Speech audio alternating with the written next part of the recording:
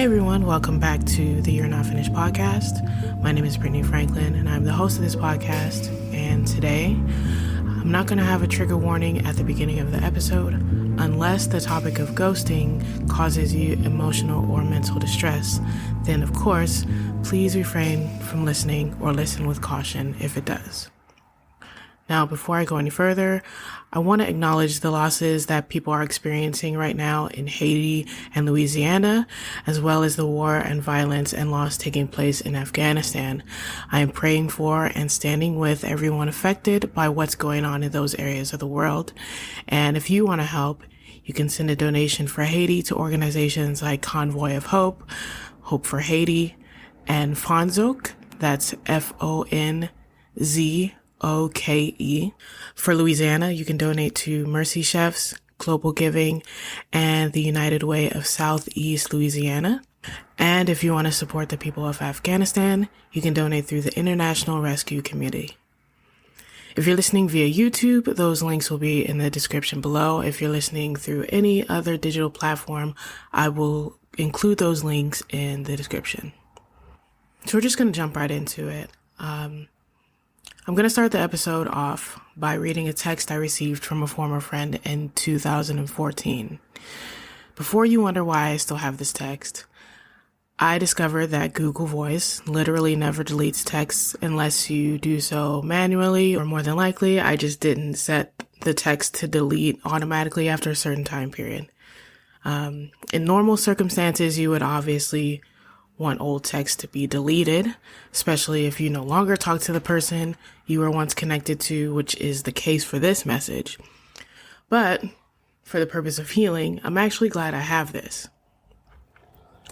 So I was ruminating when I found this, which I would not recommend for obvious reasons, but I thought I would share this since it still has relevance today.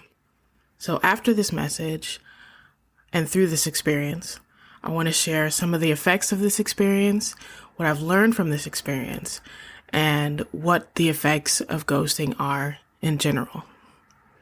Now, to give you some context, this person and I were talking about another individual that I was struggling in friendship with, and this was their advice to me. Okay, so here we go. They said, I think that forgiveness is a solitary action, not dependent on the recipient, but reconciliation takes two willing parties, and I don't know if I have all the ingredients needed for reconciliation right now. I think that forgiving is releasing, and maybe right now you need to release them to be who and what they feel they need to be, and work on healing wounds they may have caused or reopened. Because I'll say it, it all hurts. All of it to let someone in deep and for it to go the way it's gone. It hurts deep. I think you should allow yourself the space to mourn your loss, mourn what it was and what you thought it would be. As far as we're concerned, I love you and I meant what I said. Now, that last sentence that they texted me was their reassurance to me that our friendship would be just fine. And I really think they meant that at the time. I really do not think that either one of us thought that the friendship would actually be over, or I didn't think that I would be ghosted by this person twice. Funny enough, though, at the time of reading this message, I missed the indicator that there might be a good chance that this friendship could be over swiftly when they said, I don't know if I have all the ingredients needed for reconciliation right now. And I believe this is true because I trusted in the emotion that I believed to be behind the text rather than the facts that were in it.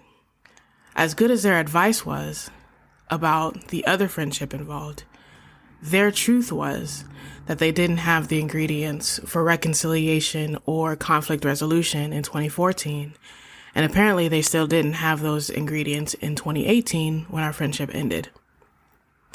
Now, the reason why I'm bringing up this conversation is to demonstrate how it is evident to me that most, if not all people who decide to ghost do not have the ability or maybe even the desire to reconcile, handle conflict, or have difficult conversations, whether reconciliation in regards to maintaining the friendship or relationship is the end goal or not.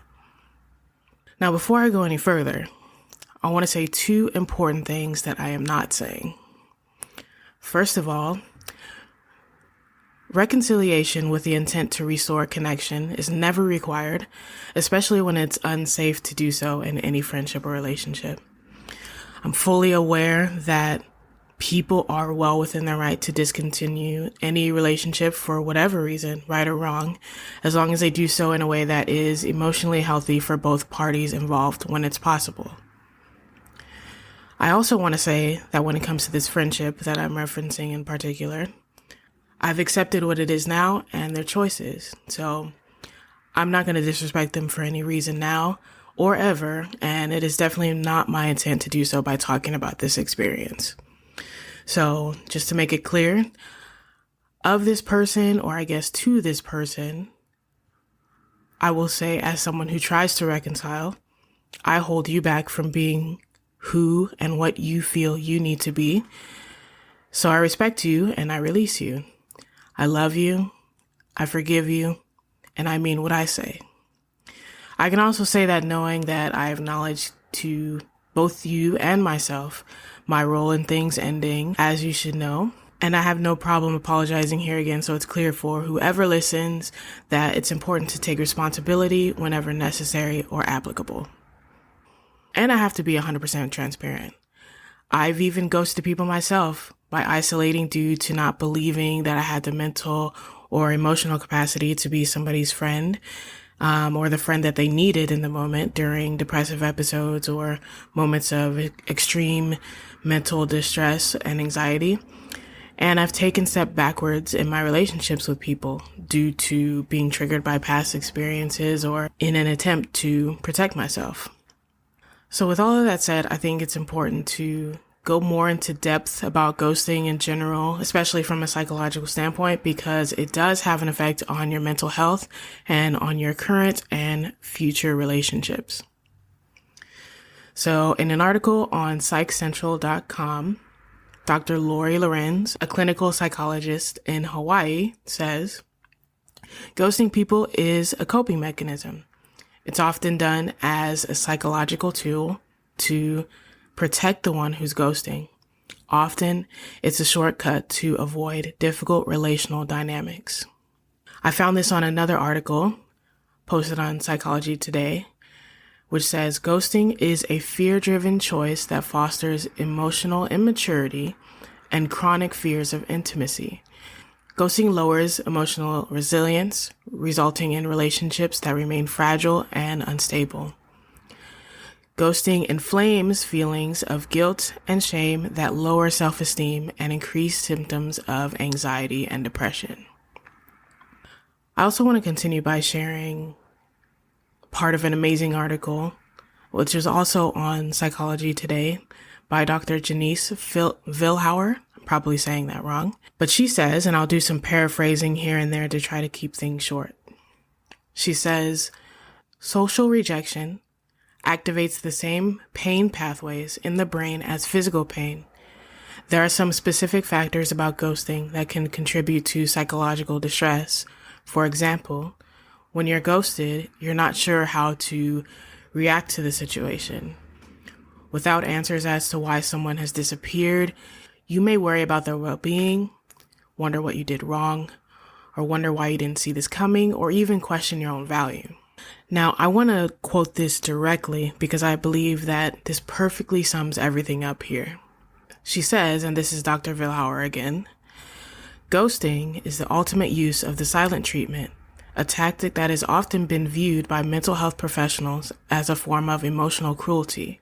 It essentially renders you powerless and leaves you with no opportunity to ask questions or be provided with information that would help you emotionally process the experience.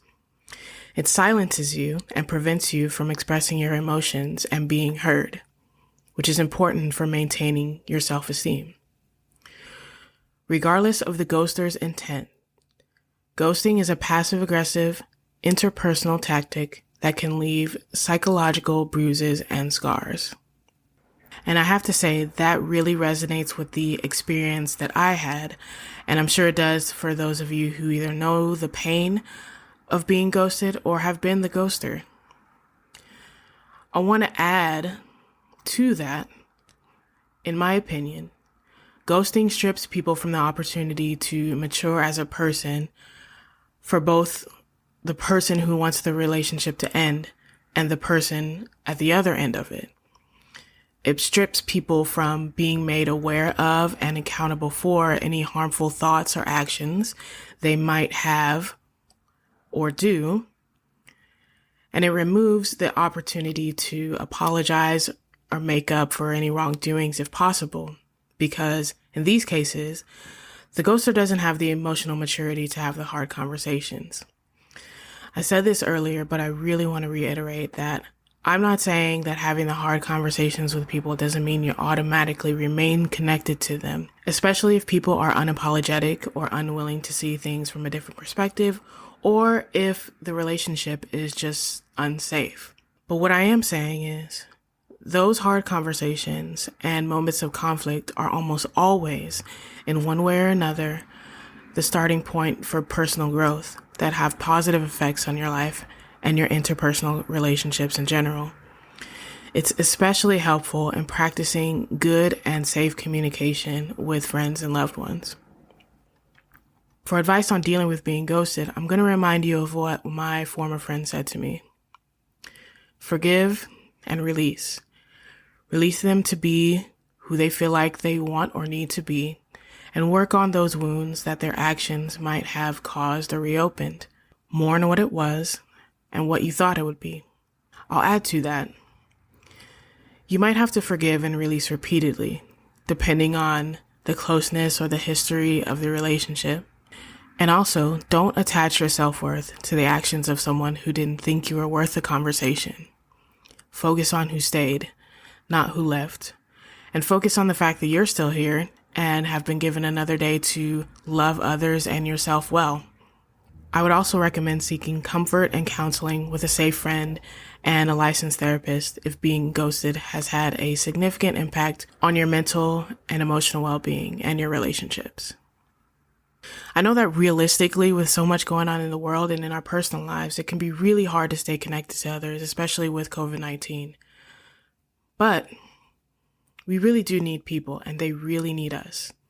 We need our friends, we need our loved ones, and we can't do life all by ourselves, especially those of us who struggle in our mental health.